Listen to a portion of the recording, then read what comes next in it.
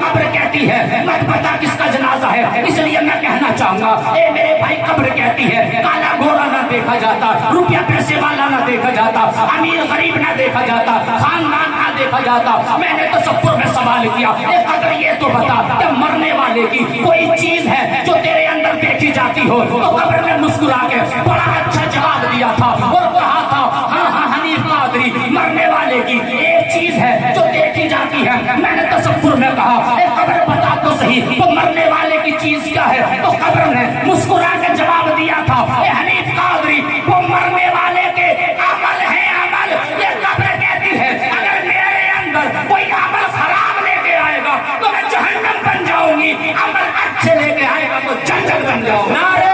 اور مرنے سے وہ ڈرے جس کے نبی مددگار نہ ہو، مرنے سے وہ ڈرے جس کے نبی زندہ نہ ہو، مرنے سے وہ ڈرے جس کے نبی مختار نہ ہو۔ الحمدللہ میرے بھائی، میرا عقیدہ تو کہتا ہے کہ نہ پوچھو چراغوں میں تیل کتنا ہے، نہ پوچھو چراغوں میں تیل کتنا ہے، نہ ہی پوچھو کہ سانسوں کا کھیل کتنا ہے، اور پوچھنا ہے تو پوچھو کفن میں سونے والے انسانوں سے عمل زندگی میں اچھے ہو تو کفن میں چین کتنا ہے، عمل زندگی میں اچھے ہو تو کفن میں چین کتنا ہے۔ اللہ کے نبی صلی اللہ علیہ وسلم فرماتے ہیں مرنے والا جب تک نہیں مرتا، مرد ہو یا عورت ذرا توجہ سے سنیں، مرنے والا جب تک نہیں مرتا جب تک وہ اپنا ٹھکانہ نہ دیکھ لے۔ ٹھکانے سے مراد اگر جنتی ہوتا ہے اللہ مرنے سے پہلے پہلے جنت کا نظارہ کرا دیتا ہے، اگر جہنمی ہوتا ہے تو مرنے سے پہلے پہلے جہنم بھی دکھائی جاتی ہے۔ اب فیصلہ آگے سے پیچھے والے سب کر لیں کہ جب میرا انتقال ہو، آپ کا انتقال ہو، جب ہم اس دنیا سے جائیں تو کیا دیکھنا پسند کریں گے،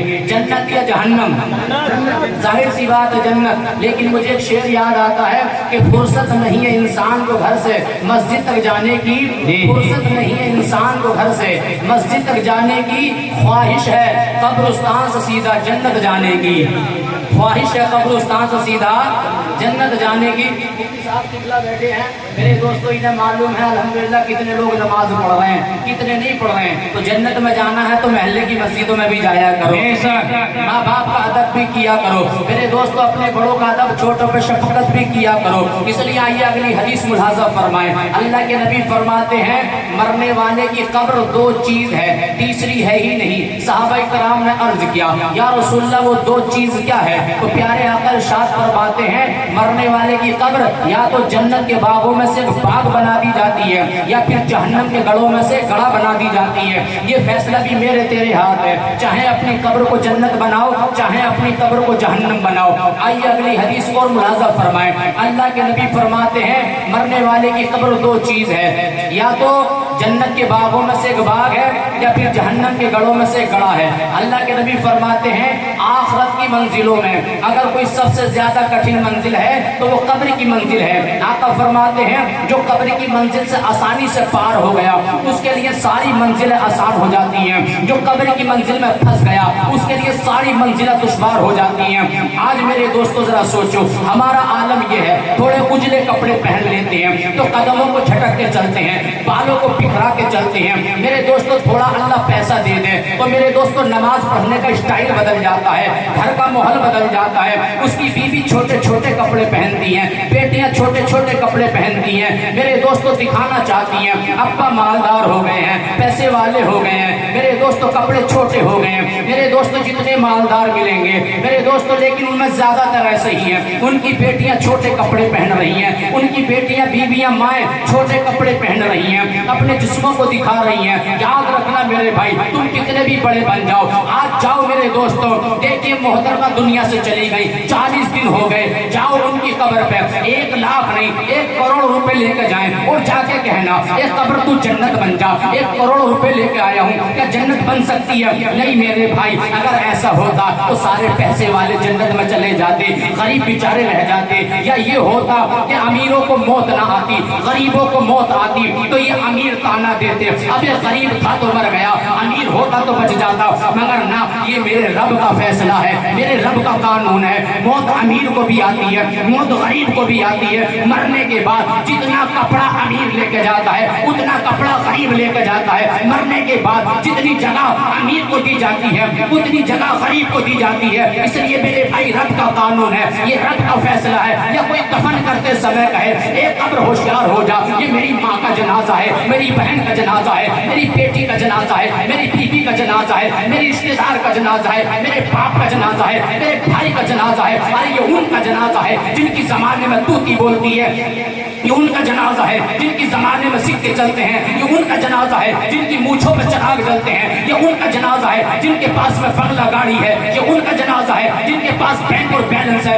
ये उनका जनाजा है जिनकी सोसाइटी में बड़ी इज्जत और वकार है, ये उनका जनाजा है जिनकी लोग बड़ी इज्जत और आबरू करते हैं। तो ये कब्र कहेगी अरे मत बता किसकी माँ का जनाजा है, मत बता किसके बाप का जनाजा है, मत बता किसके भाई का जनाजा है, मत बता किसकी माँ का जनाजा है, मत बता किसके रिश्तेदार का जनाजा है। ये कब्र कहती है कि मेरे अंदर आने वाले की रिश्तेदारी नहीं देखी जाती, बरादरी नहीं देखी जाती, उसका रंग नहीं देखा जाता, काला या गोरा नहीं देखा जाता, रुपया पैसे वाला नहीं देखा जाता। ये कब्र कहती है मत बता किसका जनाजा है। इसलिए मैं कहना चाहूंगा ए मेरे भाई, कब्र कहती है काला गोरा ना देखा जाता, रुपया पैसे वाला ना देखा जाता, अमीर गरीब ना देखा जाता, खानदान ना देखा जाता। मैंने तो सबको में सवाल किया ए कब्र ये तो बता कि मरने वाले की कोई चीज है जो तेरे अंदर देखी जाती हो। तो कब्र ने मुस्कुरा के बड़ा अच्छा जवाब दिया था और कहा था हाँ हाँ हनीफ कादरी, मरने वाले की एक चीज है जो देखी जाती है। मैंने तसव्वुर में कहा ए कब्र बता तो सही तो मरने वाले की चीज क्या है। तो कब्र ने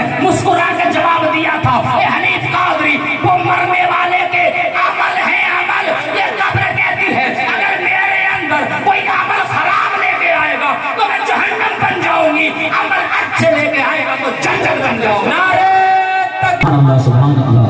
अमल अच्छे लेके आएगा तो जन्नत मिलेगी जी जन्नत बन जाऊंगी, और अमल खराब लेके आएगा तो जहन्नम। अब देख लो मेरे भाई, अब फैसला खुद कर लो।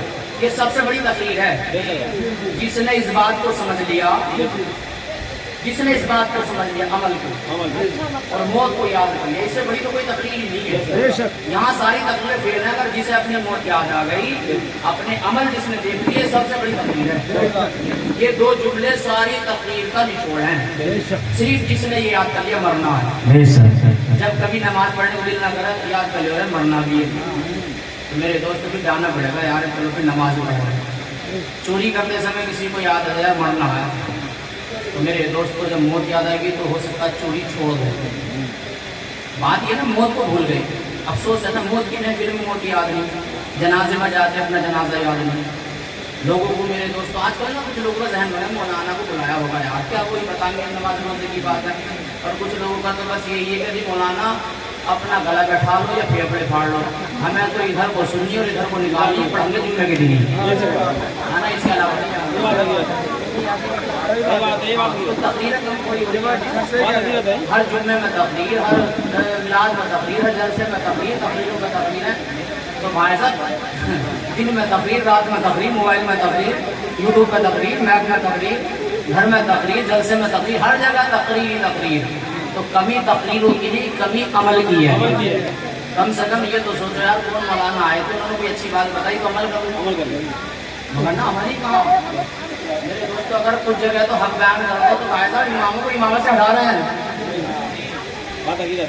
उस जगह अगर ब्याज के ऊपर तकरीर कर दी एक मौलाना ने, तो मैंने खुद यूट्यूब पर देखा था कि उसे रात में निकाला था, बोले जुम्मे में ब्याज के ऊपर तरीक हो तकरीर, कुछ ब्याज ही आती हो ना बुरी लग गई। अब तो बुरों को तो बुरी लगेगी, ऐसी बात है। ये भी उलामा का सदका है भाई साहब, जो मौलाना भाई साहब बताते रहते हैं। आज हालांकि शराब पीने वाले बहुत हैं, लेकिन खुल कर नहीं कह सकता कि मैं शराब पी, क्योंकि मेरे दोस्तों मौलाना ना हर जुमे में बताते रहते हैं। हालांकि बहुत बुरी चीज़ है ये शराब, ये जुआ, ये सट्टा, ये चोरी, ये मक्कारी, ख्वाहिश रख जाए जन्नत में जाने की।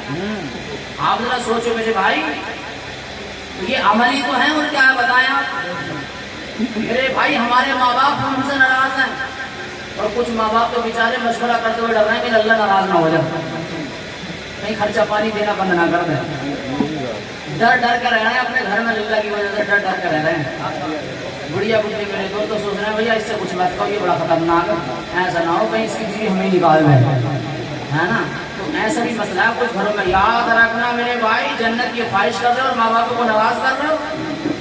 मेरे भाई जन्नत उसे ही मिलेगी जिसके माँ बाप जिससे राजी है, वरना हमने पढ़ा मेरे भाई जिसके माँ बाप जिससे नाराज है, जन्नत में जाना की दूर की बात, जन्नत की खुशबू भी ना मिलेगी। خوشبو بھی جنت کی رنگ ہے، کہاں تک جنت میں جانا. اور میں بتاؤں جنت کی خوشبو کہاں تک ہوگی. ابھی ہم یہاں مراد آباد سے یہاں تک آئے تو 20-25 منٹ میں آگے اتنا ہی ٹائم لگا لگ بھگ. لیکن جنت کی خوشبو جو ہوگی وہ 1000 سال کا کوئی بندہ سفر کرے. کتنے سال تک؟ 1000 سال. ایک دن نہیں، 2 دن نہیں، 1 مہینہ نہیں، 2 سال نہیں، 10 سال نہیں، 20 سال 1000 نہیں، سال. 400 سال نہیں، 500 سال نہیں، 1000 سال. اب تو حاجی بھی مکہ مدینہ بھی 3-4 گھنٹے پہنچ جاتے ہیں. تو سوچیں آپ، اب 1000 سال تک سفر کوئی بندہ کرے تو کتنا سفر کرے گا؟ 1000 سال تک. کہتے ہیں اتنی دور تک جنت کی خوشبو ہے، تو اس خوشبو سے بھی ماں باپ کا نافرمان محروم رہے گا. میرے دوست آپ اندازہ باقی تو قبول ہونے کی بات الگ رہی ہے. نمازیں بولے قبول نہ ہو رہی ہے نا، روزے قبول نہ ہو رہے، تو یاد رکھنا یہ بھی جبھی قبول ہوں گے جب ماں باپ راضی ہوں گے. آج نا ماں باپ سمجھا رہے ہیں تو برے لگ رہے ہیں. ارے نہیں سمجھا گا تمہیں بھائی صاحب، کوئی اتنی کا جنازہ گھر سے اٹھ گیا. آج تم دیر سے آتے ہو نا، اما ٹوک دیتی میرے لال اتنی دیر سے کیوں آیا؟ تیری ماں نے تیرے چکر میں کھانا گرم کر کے رکھا ہے. اور تو کہتا ماں سے آ کر ماں سو جایا کر، میرے دوست نہیں آنے دیتے. ہاں بھیا تجھے آج آ کر کہنا برا لگ رہا. نہیں روکے گا کوئی تجھے، جس کے لیے جنازے گھر سے اٹھتے. ایک ماں اور باپ کا کوئی تجھے روکنے والا نہیں ہوگا، کوئی روکنے والا ٹھوکنے والا نہیں ہوگا. پھر یاد آ گیا ماں باپ کے، میرے دوست کو کتنا اچھا تھا، گرم کر کے ماں کھلاتی ہے، کھانا ٹھنڈا ہو جاتا. اور بیٹا تو وہ چیز ہے، اگر بیٹا کہتا ہے نا تازی کھاؤں گا تو میں تازی بنا کے دوں گا، تو ماں باپ کا حق کہاں کا ہو جائے گا. لیکن آج اولاد ہے دوستیوں کے چکر میں ماں باپ کو ناراض کرنا ہے. یاد رکھیں حضرت مولا علی فرماتے ہیں دوستی